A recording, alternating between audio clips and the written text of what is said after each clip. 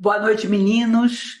Mais uma vez reunidos, mais uma vez separados, mas os nossos corações sempre juntos. Tudo isso vai passar. Falta pouco, tenho certeza, para que nós possamos estar novamente, fisicamente juntos. E tenho certeza que até lá, os nossos pensamentos, se não os atos, serão de mudança, de futuras mudanças, de tudo aquilo que nós podemos transformar. E o faremos, sem dúvida nenhuma. Porque as forças do bem já se preparam para nos apoiar. E eu fico até emocionada quando penso nisso, porque nenhuma prova é por acaso.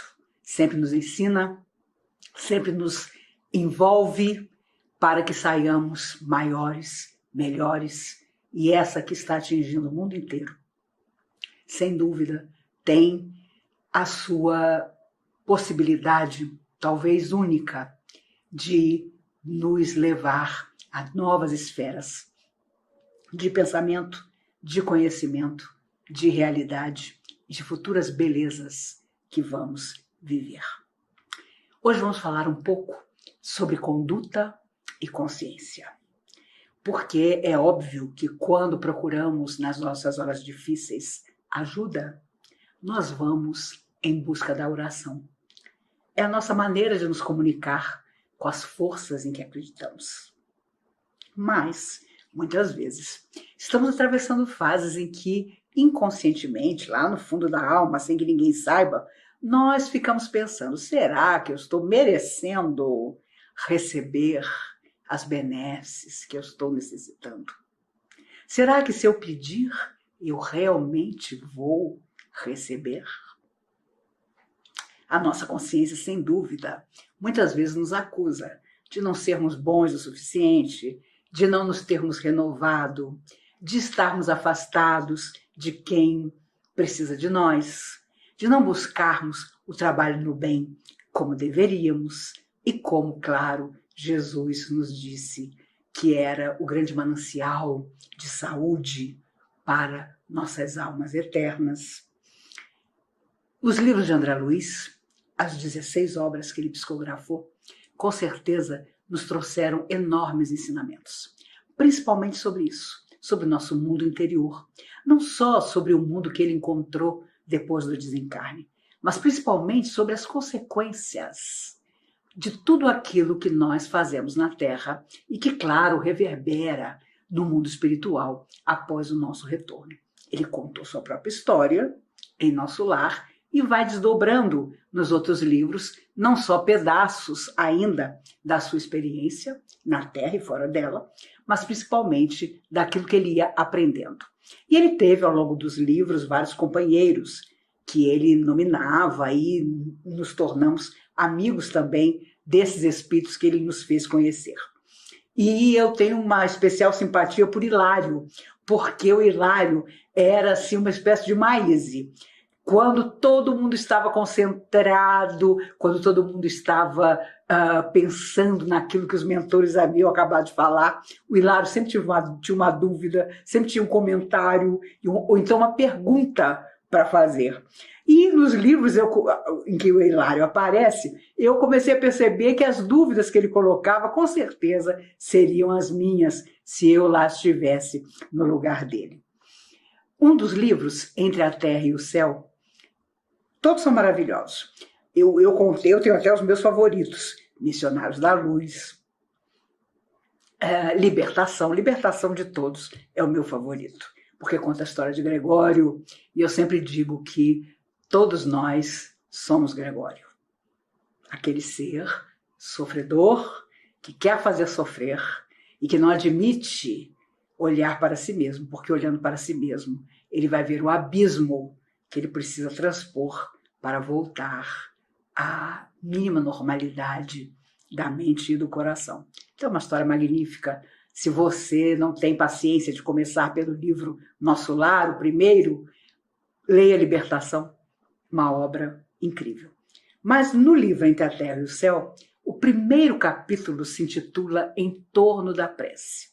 Olha, é uma leitura extraordinária, porque o ministro Clarencio fala a Hilário e André Luiz e a outros espíritos que estavam ali sendo instruídos, participando do evento, sobre o porquê as nossas orações chegam a níveis diferentes.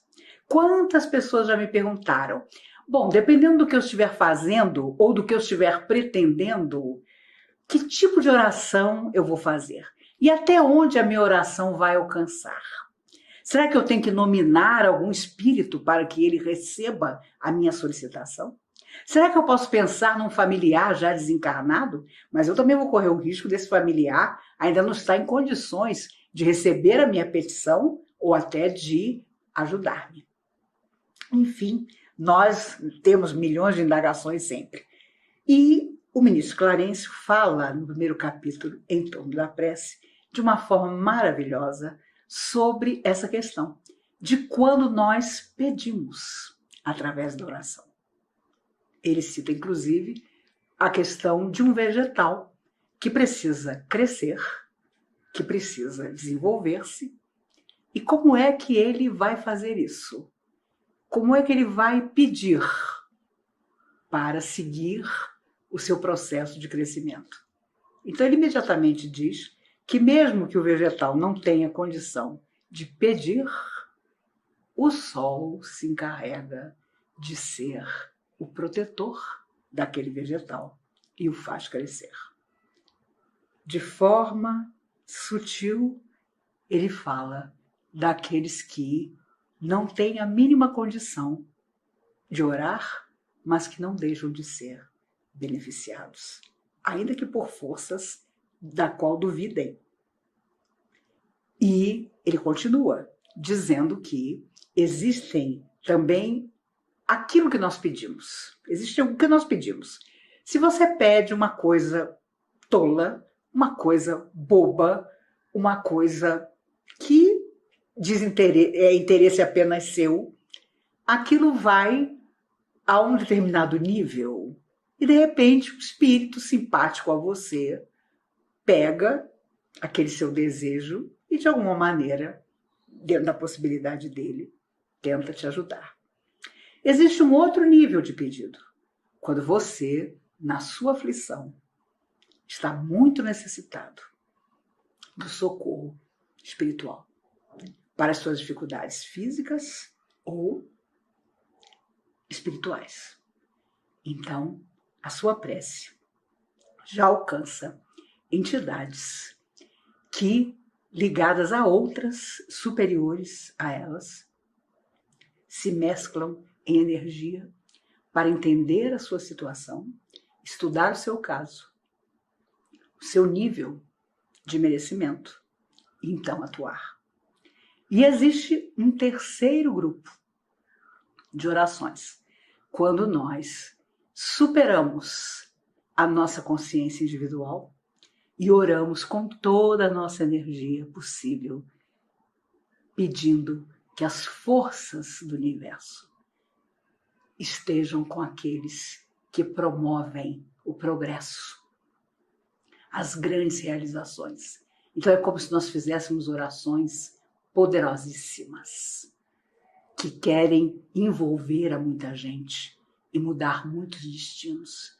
Então essas preces que não saem de nós mais porque são desejos só para nós, mas que avançam, elas quase que tomam forma e voam para as esferas maiores, onde são ouvidas pelos extraordinários mentores do universo que vão providenciar, ainda que pareça que aquele nosso pedido seja uma gota no oceano das grandes necessidades humanas.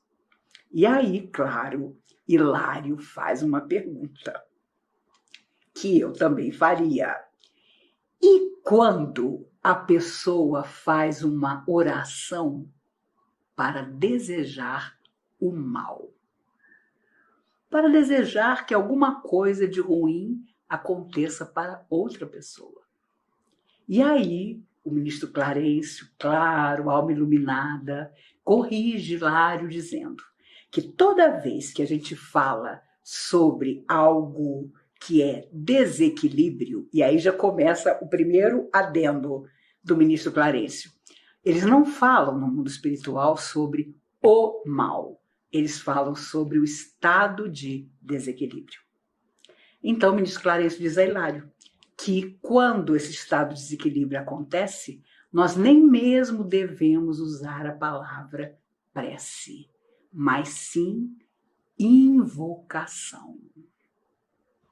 E aí você remonta a história e lembra quantos sacerdotes, quantas pitonisas, quantos chamados bruxos invocavam as forças que não eram do bem para os seus propósitos. Eles mesmos não usavam a palavra oração, mas sim invocação. E é o que os espíritos amigos nos dizem que acontece.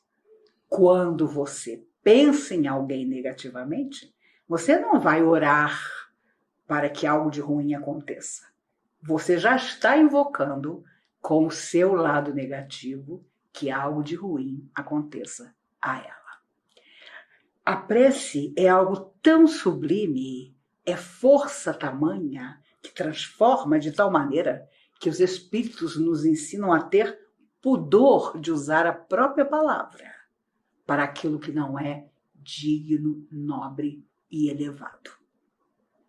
Eu tenho uma querida amiga de muitos anos que durante alguns anos trabalhou em casas religiosas ligadas a entidades mais necessitadas de estudo.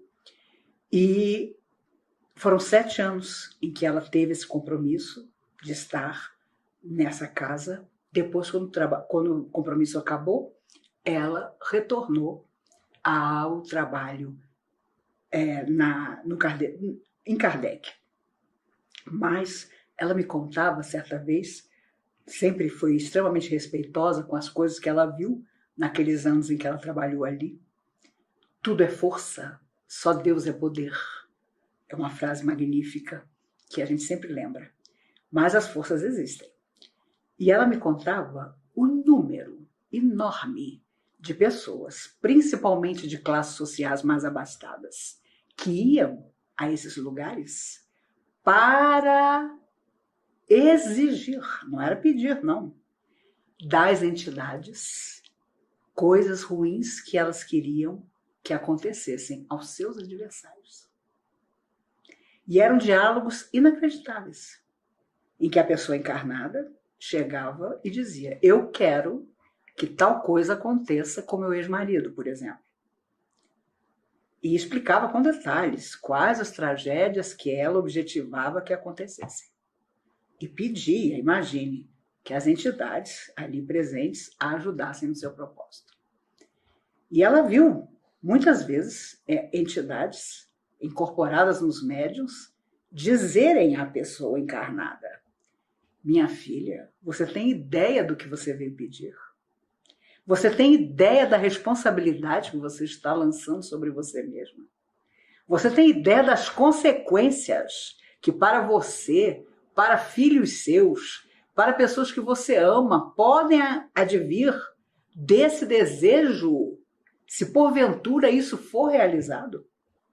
E para surpresa da minha amiga, muitas vezes ela viu a pessoa encarnada dizer: eu sei de tudo. Eu sei que eu posso viver consequências, eu sei que consequências podem vir para pessoas que eu amo, mas eu quero essa vingança de qualquer maneira. E depois as pessoas dizem: ah, aquela casa é muito desequilibrada, é muito inferior. As entidades lá são entidades que não têm estudo. Você vai lá e faz pedidos, imagine, de coisas negativas. Mas vejam bem, quem é que vai a essas casas para pedir verdadeiros horrores que aconteçam a seus inimigos? São os encarnados. São as pessoas que acham que, porventura, pagando determinadas coisas, podem adquirir o seu processo de vingança. E que mesmo sabendo das consequências, porque até as entidades sofredoras sabem das consequências que existem de tudo que você lança e faz para o outro, não abrem mão da vingança que tem como objetivo. Então, quando nossa conduta vai complicada, nós, muitas vezes, lá no fundo da nossa alma, ficamos na dúvida se a nossa oração, o nosso pedido, na nossa hora de grande necessidade, vai encontrar merecimento para acontecer. E é óbvio que merecimento é tudo.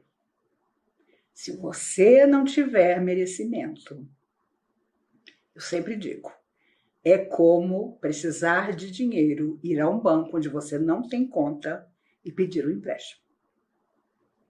Existe sim a misericórdia divina que nunca se esquece de nós. Mas há também entidades sofredoras que muitas vezes, ao nos ver passar por dificuldade, criam energias difíceis em torno de nós que nos angustiam, que nos desanimam, que nos dão ideia de que nós estamos num processo de esquecimento das forças do bem. Que nada que peçamos vai nos acontecer de bom. Nós temos adversários do passado que não nos perdoarão de coisas gravíssimas que fizemos. E eles, sem dúvida, olhando nossa conduta de hoje e às vezes ainda percebendo em nós sinais de coisas que nós não conseguimos transformar para melhor, se sentem ainda nossos cúmplices. Ou vítimas de ontem que hoje podem nos cobrar. Eu vi muitas vezes na Comunhão Espírita de Brasília espíritos que eram conduzidos aos grupos de desobsessão e que apareciam com palavras suaves, pretextando ser protetores da pessoa que estava buscando ajuda, e que quando se manifestavam através de um médium mais experiente, mostravam a sua verdadeira face. E era assustador ver o quanto uma alma sabia manipular a sua voz, a sua palavra, como se fosse quase um mentor daquela pessoa que buscava ajuda, para depois mostrar realmente como era. E o que pretendia, que era enganar aquela pessoa. Levá-la por caminhos onde ela não encontraria solução. Era alguém que queria orientar, era alguém que dizia, não, eu vou te levar num lugar ótimo, e a pessoa saía cada vez mais perdida. Por isso, quando nós realmente pedimos que as forças do bem que protegem o universo nos apoiem e nos apontem caminhos, nós estamos nos abrindo às realizações que a espiritualidade pode fazer por nós. Porque é claro que quando nós saímos de lá, nós deixamos um programa estabelecido, que aqui nós vamos cumprir. Mas não cessa a nossa ligação, a ligação da nossa alma imortal com as esferas de onde nós saímos. Então, na hora da aflição, quando nós fazemos a nossa oração mais sentida, aqueles nossos protetores, aqueles que promoveram a nossa volta, recebem o nosso recado e procuram saber o que está acontecendo conosco, que nós estamos aflitos, precisando de uma solução. E é tudo isso que o livro Entre a Terra e o Céu nos lembra de forma maravilhosa. O livro foi psicografado, o seu prefácio é de janeiro de 1954. Quantos de nós não estavam ainda no mundo espiritual? Eu mesma só reencarnei em dezembro de 57. Mas André Luiz, já através de Chico, relatava essas belezas todas, essas possibilidades da nossa alma. É óbvio que quando estamos na Terra mergulhados em conflitos, em sonhos que não se realizam, em dificuldades afetivas, amorosas, de relacionamento na nossa família, na hora do ver para crer, como se diz, nós ficamos confusos, achando que, pela nossa conduta nem sempre reta, nós não vamos ser ouvidos. A nossa consciência, muitas vezes, nos acusa. E nós pensamos, meu Deus, agora mesmo é que a espiritualidade vai se esquecer de mim. Isso nunca acontece. Mas Jesus sabiamente nos disse, ajuda-te e o céu te ajudará. Então não é ficar sentado esperando que caia do céu alguma coisa. Ah, não, eu vou ficar aqui porque eu tenho certeza que uma hora vai aparecer alguma coisa. Não, nós vamos em busca das soluções. E é difícil, porque ficar num cantinho se queixando é maravilhoso. É super confortador, mas não leva a lugar nenhum. Chorar nos afirmando vítima, nossa, dá um enredo de novela, mas também não nos leva a lugar nenhum. E é claro que quando situações adversas surgem e atingem milhões, como está acontecendo agora, a individualidade permanece. Cada um vai reagir de uma maneira. Cada um vai se tornar outra pessoa de um jeito. Uns vão ficar até piores do que eram. Cínicos, inconscientes, descrentes.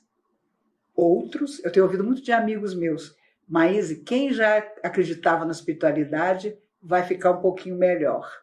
Quem não acredita não vai muito longe.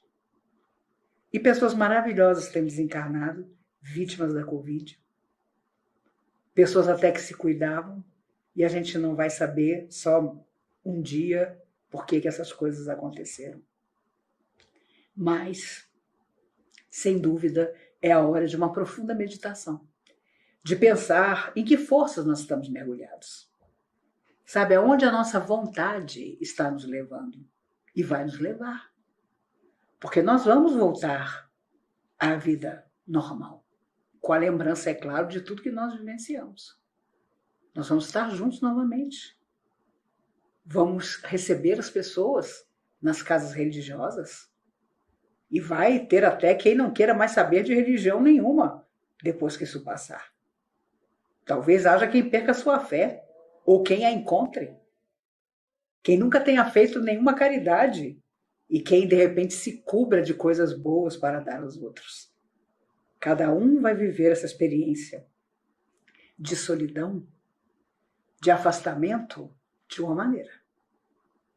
Os psicólogos estão dizendo na televisão: as crianças e adolescentes muito afetados vão levar tempo para se recuperar. E já vemos alguns casos de crianças e adolescentes reagindo mal ao afastamento que nas escolas precisa acontecer.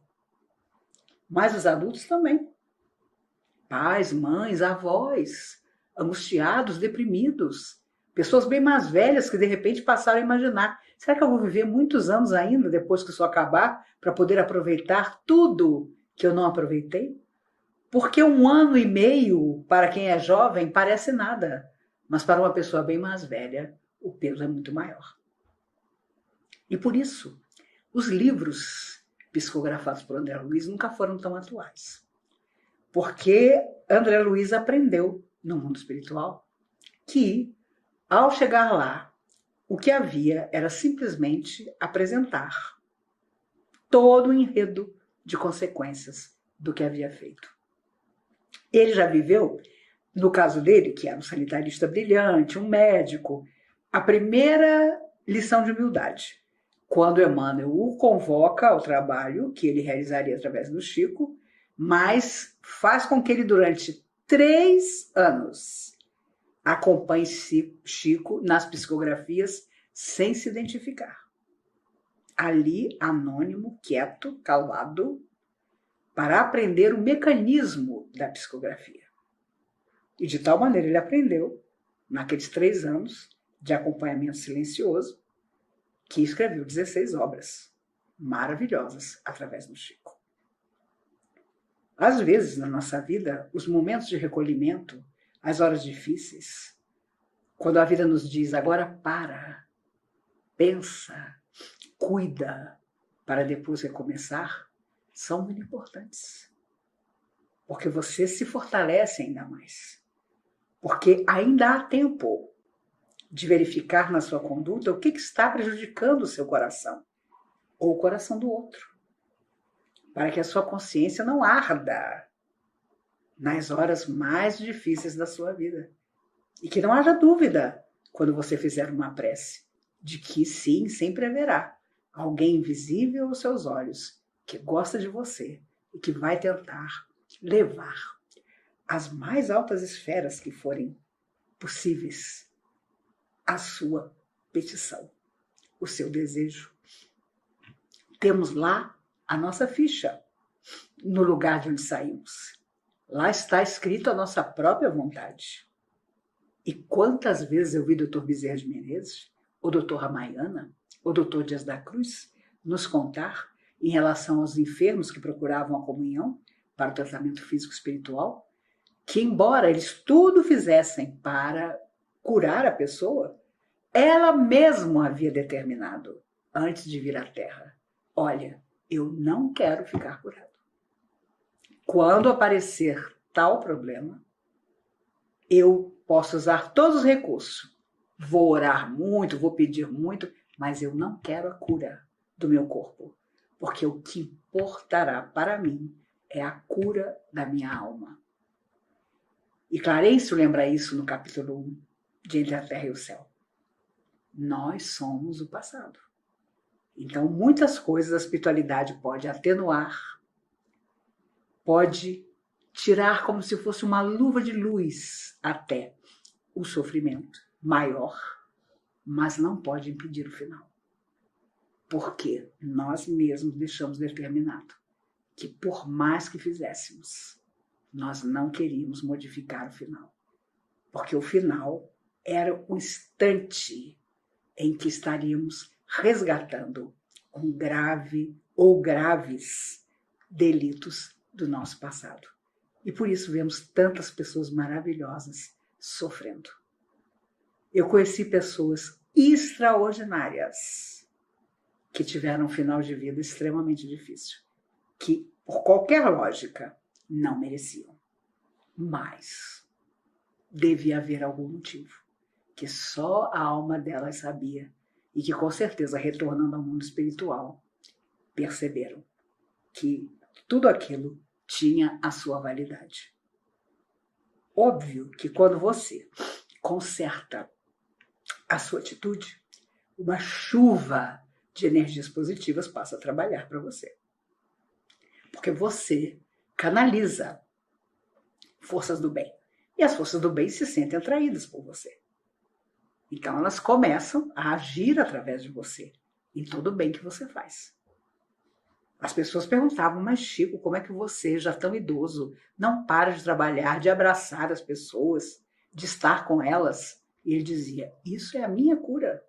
Cada vez que eu as abraço, cada vez que estou com elas, eu me encho de forças.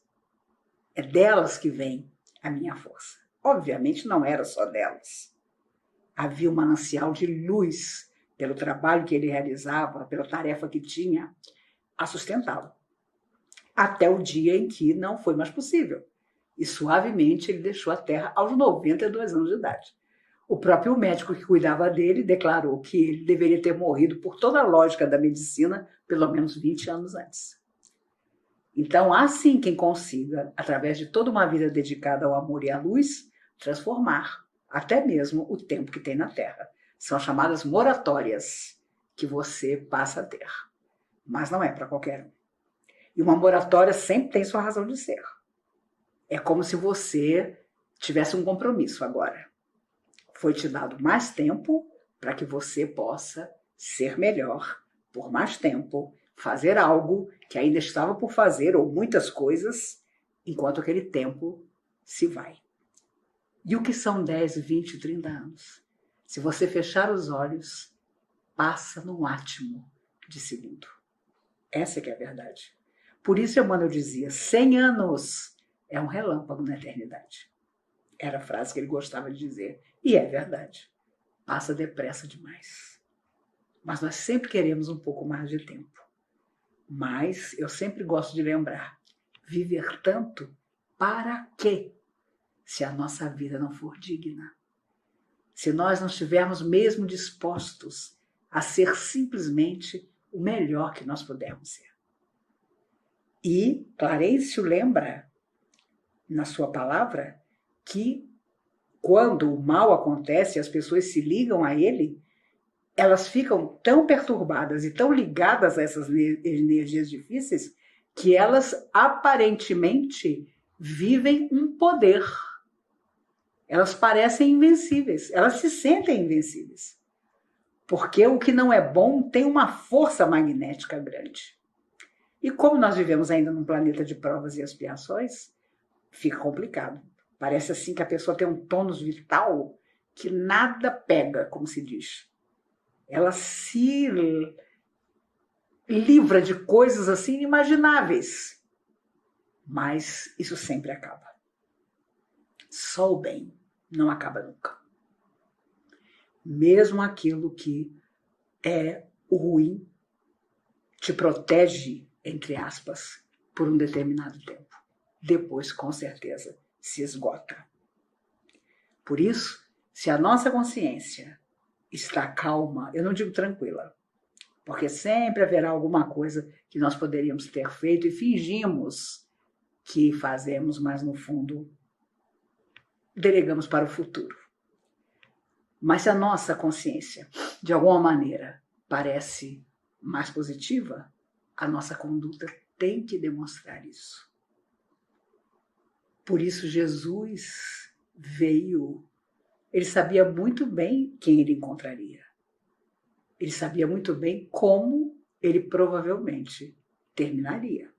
Mas ele precisava dizer ao mundo físico e imaterial que era preciso transformar a vida. Pela primeira vez, não existia mais o Senhor dos Exércitos, mas o Pai. Pai nosso que estás nos céus. Isso mudou toda a visão que as pessoas tinham dessas forças maiores que nos protegem. Então, se a nossa conduta não fere o nosso semelhante, nós seguimos por caminhos que, sem dúvida, são positivos e que amanhã serão iluminados, porque nós vamos avançando e vamos graduando o nosso pensamento, a nossa emoção e nos ligando cada vez mais a forças mais positivas, mais iluminadas. Há quem faça o contrário. Há quem, além de estagnar por longo tempo, ainda busque, para viver a sua estagnação, as energias mais densas, mais negativas. E para sair disso, muitas vezes, é obra de séculos. Já deve ter acontecido conosco. Mais uma vez, conhecendo o bem, não é mais possível dormir com a consciência calma sem ter feito alguma coisa de bom para o nosso semelhante. No final do prefácio, tem gente que lê livro e não lê o prefácio. Os prefácios dos livros são extraordinários. Os prefácios dos livros psicografados por André Luiz são todos maravilhosos. A história do peixinho vermelho é prefácio. E ali você faz palestras com a história do peixinho vermelho. Mas, no final do prefácio do livro Entre a Terra e o Céu, Emmanuel, em 23 de janeiro de 1954, quando ele assina o final da psicografia da obra, diz: a lei é viva e a justiça não falha. Esquece o mal para sempre e semeia o bem cada dia. Ajuda aos que te cercam, auxiliando a ti mesmo. O tempo não para, e se agora encontras o teu ontem, não ouvides que o teu hoje será a luz ou a treva do teu amanhã. E olha, se há uma coisa que a gente esquece, é isso. Conheço pessoas que acham que nessa encarnação já chegaram ao patamar da glória, esquecidos de que outras vidas virão e que nós vamos precisar plantar sempre para colher. Hoje, com as nossas atitudes, com as nossas palavras, com os nossos pensamentos, nós já estamos semeando os pedidos que nós vamos poder fazer uma vez desencarnados para, numa próxima vida, voltar.